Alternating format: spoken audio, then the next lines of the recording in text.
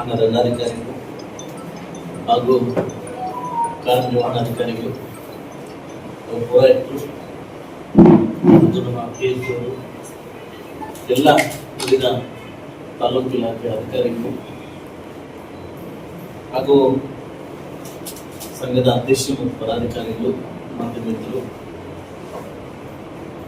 ಅಧಿಕಾರಿಗಳಲ್ಲಿ ಒಂದು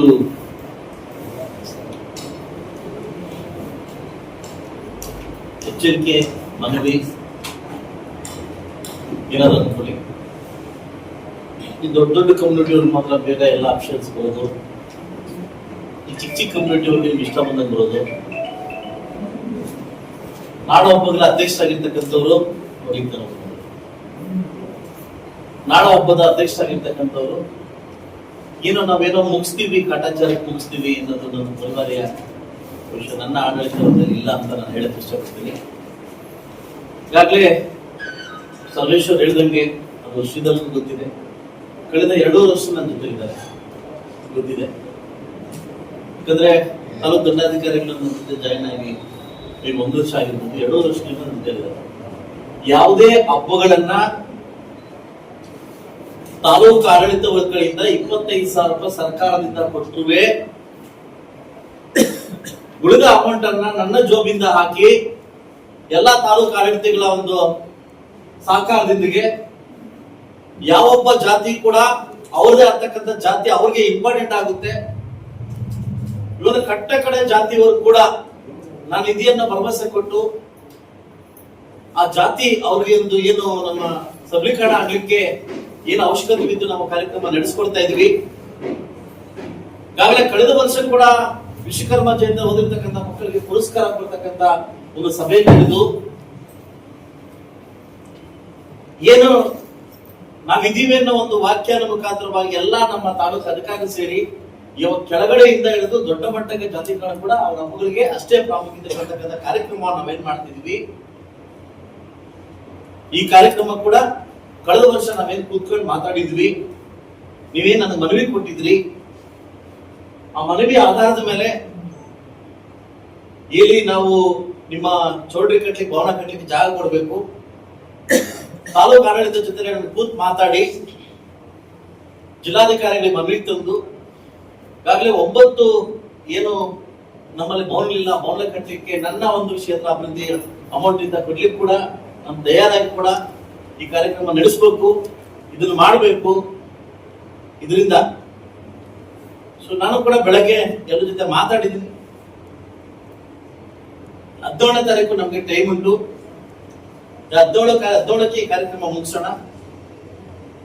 ಮುಗಿಸಿ ಯಾವ ಚೌಲ್ಟ್ರಿದಲ್ಲಿ ಮಾಡ್ಬೇಕು, ಏನ್ ಮಾಡ್ಬೇಕು ಅನ್ನೋದು ಕೂತ್ ಮಾತಾಡಿ ಯಾವ ರೀತಿ ಸಿದ್ಧತೆ ಮಾಡ್ಕೋಬೇಕು ಅನ್ನೋದನ್ನ ನೀವೆಲ್ಲ ಸಿದ್ಧತೆ ಮಾಡ್ಕೊಳ್ಳಿ. ನಮ್ಮ ತಾಲೂಕು ಆಡಳಿತ ಕಡೆಯಿಂದ ಏನೇನ್ ಬೇಕು ಎಲ್ಲ ವ್ಯವಸ್ಥೆಯನ್ನ ಮಾಡ್ಕೊಡ್ತೀನಿ. ಹಾಗೂ ನಾನು ಒಂದು ಮನವಿನ ಮಾಡ್ತೀನಿ, ನಿಮ್ಮ ಹತ್ರ ಯಾವುದೇ ಕಾರಣಕ್ಕೂ ಪಂಚಾಯತಿ ಲೆವೆಲ್ ಪಲ್ಲಕ್ಕಿ ಬರೋದು ಬೇಡ. ನಾನು ಹೇಳ್ತೀನಿ ಅದಕ್ಕೆ ರೀಸನ್ ಹೇಳ್ತೀನಿ.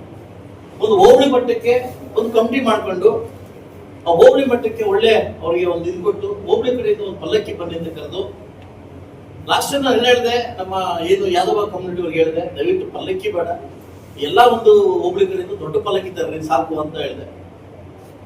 ಪಲ್ಲಕ್ಕಿ ಮಾತ್ರ ಬಂದದ್ದು ಬರೋ ಜನ ಇಲ್ಲ. ಪಲ್ಲಕ್ಕಿ ಓಡಿಸ್ಕೊಂಡ್ಬರ್ತಕ್ಕಂಥ ಟ್ರ್ಯಾಕ್ಟರ್ ಡ್ರೈವರ್ ಒಬ್ಬ, ಇದು ಪಲ್ಲಕ್ಕಿ ಇಟ್ಕೊಳ್ಳೋ ಒಬ್ಬ ಬಿಟ್ರೆ 4 ಜನ ಇಲ್ಲ. ಇದೇನಾಗುತ್ತೆ ಅಂತಂದ್ರೆ ಇದು ಎಲ್ಲೋ ಒಂದು ನಗಬಾಟ್ಲಿ ಗಿಡ. ಅದು ಒಂದೊಂದು ಹೋಬಳಿಯಿಂದ ಒಂದು ಕಮಿಟಿ, ತಾಲೂಕು ಕಮಿಟಿ, ಒಂದು ಹೋಬಳಿ ಕಮಿಟಿ, ಒಂದು ಕಮಿಟಿ ಮಾಡ್ಕೊಂಡು ಒಂದು ಅದ್ದೂರಿಯ ಕಮಿಟಿ ಮಾಡುವಾಗ ಕಮಿಟಿ ಮುಖಾಂತರ ಪಲ್ಲಕ್ಕಿ ಕರ್ಕೊಂಡ್ ಬಂದ್ರೆ ಅದಕ್ಕೊಂದು ಒಂದು ಗಾಂಭೀರ್ಯತೆ ಅದು ಕಾಣ್ತದೆ, ಗಾಂಭೀರ್ಯತೆ ಕಾಣ್ತದೆ. 30 ಪಂಚಾಯತಿಗೆ 30 ಪಲ್ಲಕ್ಕಿ ಬಂದ್ಬಿಟ್ರಲ್ಲ, ನಮ್ ಜನ ಬರ್ಬೇಕು, ಹೌದಾನೆ? ಆ ಒಂದು ಕಮ್ಯುನಿಟಿದಲ್ಲಿ ಅದೊಂದು ನಮ್ಮಲ್ಲಿ ಅದು ಜಾಗೃತಿ ಮೂಡಬೇಕು. ಸೊ ಅದು ಬಿಟ್ಟು ನಾಗರಹಳ್ಳಿ ಪಲ್ಲಕ್ಕಿ ಬಂದ್ರೆ ಆಗೋದಿಲ್ಲ. ಸೊ ಅದರಿಂದ ನಾನು ಇವ್ರ ಹತ್ರ ಮಾತಾಡ್ತಾ ಇದ್ದೆ, ಈ ಸರಿ 30 ಪಲ್ಲಕ್ಕಿ ಬೇಡ, 6 ಪಲ್ಲಕ್ಕಿ, ಟೌನಿಂದ 1 ಪಲ್ಲಕ್ಕಿ, 7 ಪಲ್ಲಕ್ಕಿ, 7 ಪಲ್ಲಕ್ಕಿಗಳು ತುಂಬಾ ಅದ್ದೂರಿಯ ಮಾಡಿ ಪಲ್ಲಕ್ಕಿ ತಂದು ನಿಲ್ಲಿಸಿ, 7 ಪಲ್ಲಕ್ಕಿ ನಿಲ್ಲಿಸಿ ಎಲ್ಲಾ ಊರುಗಳಿಂದ ತಾಲೂಕು ಕಮಿಟಿ ಹೋಗಿ ಒಂದು ಜಾಗೃತ ಮೂಡಿಸಿ, ಬನ್ನಿ ನಮ್ಮ ಬಂದು ಕರ್ಕೊಂಡ್ಬಂದು ನೀವೆಲ್ಲ ಕ್ರೋಢೀಕರಣ ಮಾಡಿದ್ರೆ ಈ ಹಬ್ಬಕ್ಕೊಂದು ಅರ್ಥ ಬರ್ತದೆ, ಈ ಹಬ್ಬಕ್ಕೊಂದು ಅರ್ಥ ಬರ್ತದೆ. ನನ್ನ ಅಭಿಪ್ರಾಯ ಹೇಳ್ತಾರೆ, ಯಾಕಂದ್ರೆ ನಾನು ಈಗಾಗಲೇ ಕಂಡಿದ್ದೀನಿ ಅಂತ ಅಭಿಪ್ರಾಯ ಅಂತ ಹೇಳ್ತೇನೆ. ಅವತ್ತು ನಮ್ಮ ತಾಲೂಕು ಕಡೆ ಜಿಲ್ಲಾಡಳಿತ ಸರ್ಕಾರದಿಂದ ಏನೇನು ಬರ್ಬೇಕು, ನನ್ನ ಕಡೆ ಏನೇನು ಬರ್ಬೇಕು ಅದು ಅನೌನ್ಸ್ ಮಾಡ್ತೀನಿ. ಅವತ್ತು ಅನೌನ್ಸ್ ಮಾಡ್ತೀನಿ, ಕಾರಣ ಮುಖ ತರ್ತೀನಿ. ಸೊ ಅದನ್ನ ಆಂತರಿಕ ವ್ಯವಹಾರ ಏನಿದೆ, ಈಗಾಗಲೇ ನಾನು ಬಾಡಿಗೆ ಕೊಟ್ಟಿದ್ದೆ ಅನ್ಕೊಂಡಿದ್ದೆ, ನಂಗೆ ಈಗಲೇ ಸ್ವಲ್ಪ ನೋವಾಗ್ತದೆ ಕೊಟ್ಟಿಲ್ಲ ಅಂತ. ನಾನು ಕೂಡ ನ್ಯಾಯ ಪಂಚಾಯತಿ ಮಾಡಿ ಆ ಬಿಲ್ಡಿಂಗ್ ಓನರ್ ಮಾತಾಡಿ ಅಡ್ವಾನ್ಸ್ ಕೊಡಿಸಿ ಬಾಡಿಗೆ ಎಲ್ಲ ಮಾತಾಡಿ, ಬಾಡಿಗೆ ನಾನೇ ಮಾತಾಡಿ ಎಲ್ಲ ರೀತಿ ವ್ಯವಸ್ಥೆ ಮಾಡಿದ್ದೆ.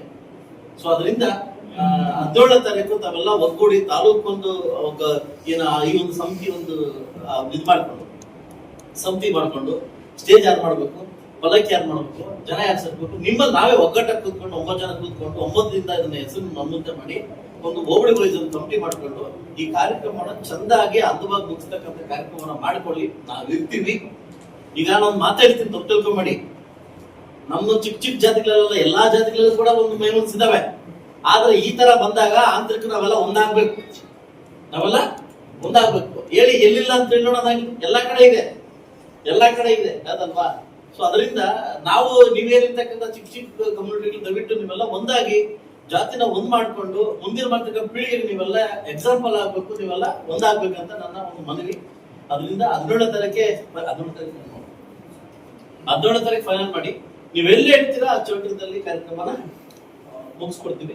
ಈಗಾಗಲೇ ಪಿತೃಪಕ್ಷ ಎಲ್ಲ ಚೌಟ್ರಗಳು ಖಾಲಿ ಇದಾವೆ.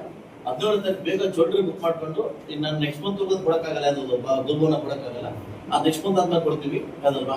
ಯಾವ ಚೌಟ್ರಿ ಬೇಕೋ ಬುಕ್ ಮಾಡ್ಕೊಂಡು ಅದನ್ನ ಯಾವ ರೀತಿ ಮಾಡ್ಬೇಕು ಅನ್ನೋದನ್ನ ನೀವು ಸಭೆ ಮಾಡ್ಕೊಂಡು ನೀವೆಲ್ಲ ಕೂತ್ಕೊಂಡು ಸಭೆ ಮಾಡ್ಕೊಂಡು ನನಗೆ ಇಂಟಿಮೇಟ್ ಮಾಡ್ರೆ ಆ ತಕ್ಕ ನಾವೆಲ್ಲ ನಡೆಸ್ಕೊಡ್ತೀವಿ. ಆಗ್ಬೋದಾ?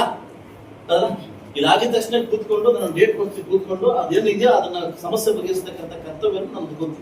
ನಾನು ಅದನ್ನ ಮುಂದೆ ಆ ಸಮಸ್ಯೆ ಬರಬಾರ್ದು, ಕೋರ್ಟು ಕಚೇರಿ ತಿರುಗಾಡಬಾರ್ದು, ಅದನ್ನ ನಾನು ರೆಡಿವೇರ್ಸ್ಕೊಡ್ತೀನಿ. ಇವತ್ತು ನಾನು ಮಾತು ಕೊಡ್ತೀನಿ, ಈ ಕಾರ್ಯಕ್ರಮ ಮುಗಿಸ್ಕೊಡಿ. ಆ ಕಾರ್ಯಕ್ರಮ ಮುಗಿಸಿದಾದ್ಮೇಲೆ next second day third day ಕೂತ್ಕೊಂಡು ಆ ಇದನ್ನ ಸಮಸ್ಯೆ ಬಗೆಹರಿಸ್ಕೊಡ್ತೀನಿ. ಆಗೋತಾನೆ? ಎಲ್ರಿಗೂ ಒಳ್ಳೇದಾಗ್ಲಿ.